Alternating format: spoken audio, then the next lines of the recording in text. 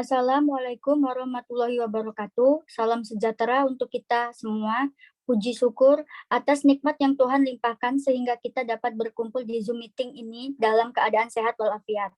Yang saya hormati Bapak Hardiansyah Masya MPD dan rekan-rekan sekalian. Di sini saya dan rekan-rekan saya akan menjelaskan materi tentang geng motor. Langsung saja, materi yang pertama akan disampaikan oleh Mayang Zati Ifa. Waktu dan tempat dipersilakan.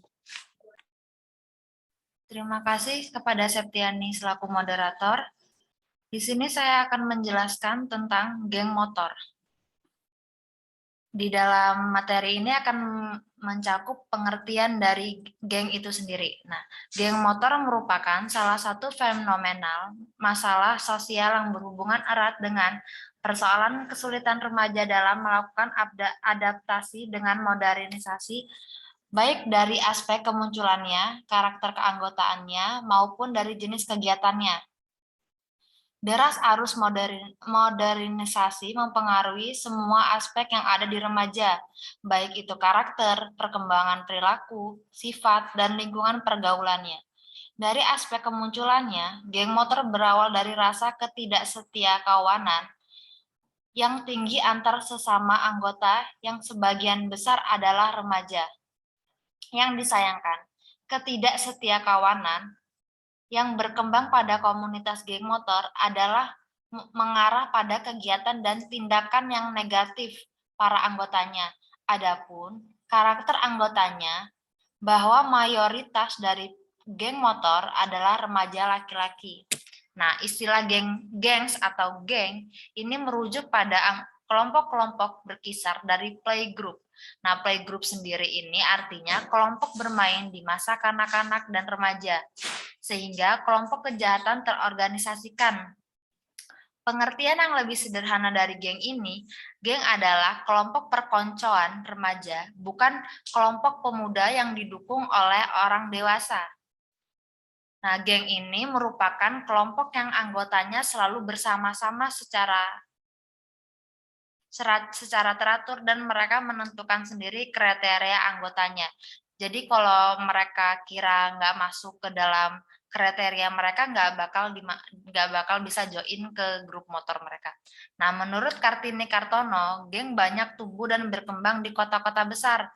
Geng juga identik dengan berbagai bentuk kenakalan yang mengarah pada tindak kriminalitas. Sekian yang dapat saya sampaikan, saya kembalikan ke moderator. Terima kasih, Mayang. Materi selanjutnya akan saya sampaikan sendiri.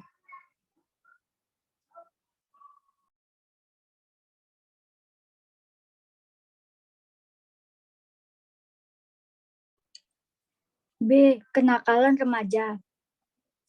Masa remaja menurut Mepir berlangsung antara umur 12 tahun sampai 21 tahun bagi wanita dan 13 tahun sampai dengan 22 tahun bagi pria. Menurut Prof. Dr. Fuad Hasan mengatakan bahwa kenakalan remaja ialah perbuatan antisosial yang dilakukan oleh anak remaja, yang bila dilakukan oleh orang dewasa dikualifikasikan.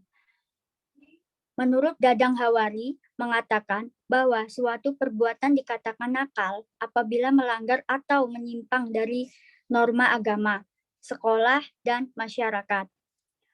Menurut Kartini Kartono, perilaku jahat atau kenakalan anak-anak muda merupakan gejala sakit atau patologis secara sosial pada anak remaja yang disebabkan oleh satu bentuk pengabaian sosial, sehingga mereka mengembangkan bentuk tingkah laku yang menyimpang.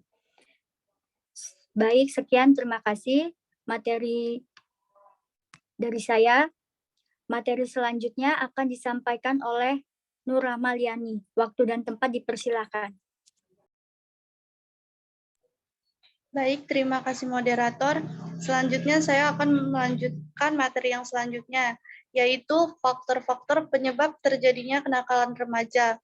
Adapun faktor-faktor penyebab kenakalan remaja menurut Agus Daryo, yaitu gejala kenakalan ini timbul dalam masa pubertas, di mana jiwa dalam keadaan labil, sehingga mudah terseret oleh lingkungan.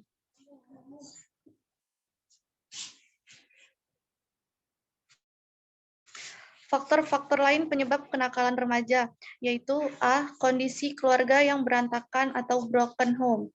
Kondisi keluarga yang berantakan merupakan cerminan adanya ketidakharmonisan antar individu atau suami istri dan orang tua atau anak.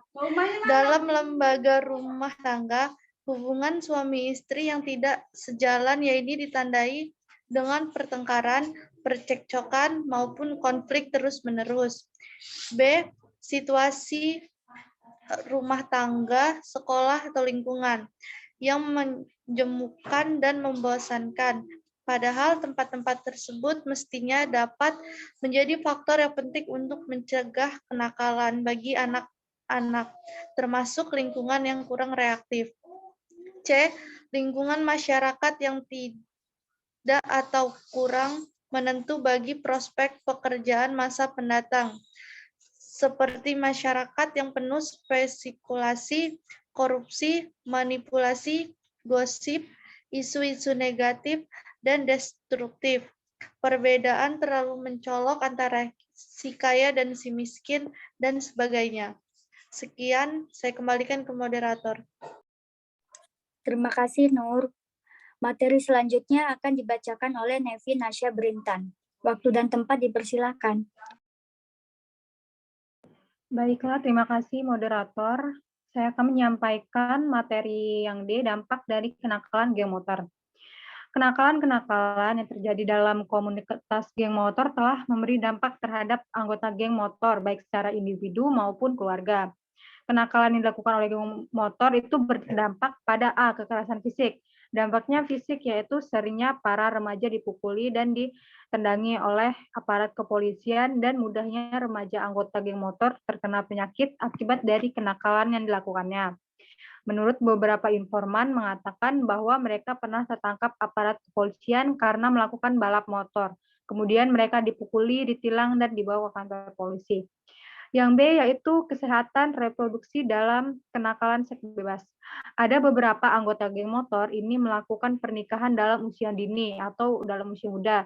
Hal ini dikarenakan hamil di luar nikah. Dampak pada anak yang dilahirkan adalah dicap oleh masyarakat sekitar sebagai anak haram, karena anak tersebut lahir di luar pernikahan orang tuanya.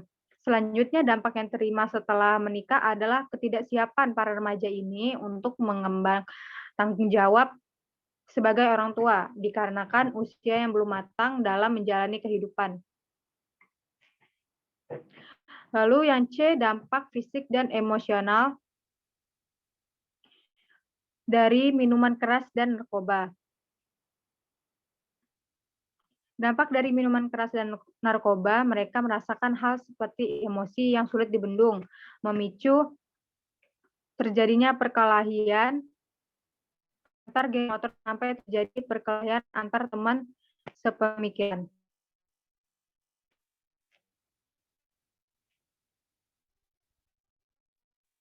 Selain itu, orang tua juga harus mampu memberikan kehangatan kepada sang anak sejak masih kecil. Orang tua juga harus memberikan contoh yang baik bagi sang anak. Perlu juga bagi orang tua untuk mengembangkan bakat sang anak sesuai dengan minatnya, seperti setiap kelompok dan perkumpulan yang memberikan pengaruh buruk pada remaja dan masyarakat, hendaknya segera dilaporkan kepada yang berwajib. Yang kedua, orang tua hendaknya lebih memberi perhatian kepada anak dan mendukung segala bentuk aktualisasi dan ekspresi positif anak untuk diarahkan menuju prestasi. Yang ketiga, setiap pihak harus senantiasa bekerja sama untuk mencegah muncul dan berkembangnya geng motor. Baiklah, itu saja yang dapat saya sampaikan. Saya kembalikan ke moderator. Baik, terima kasih Nepi. Sekian dari kelompok kami. Kami akhiri. Wassalamualaikum warahmatullahi wabarakatuh.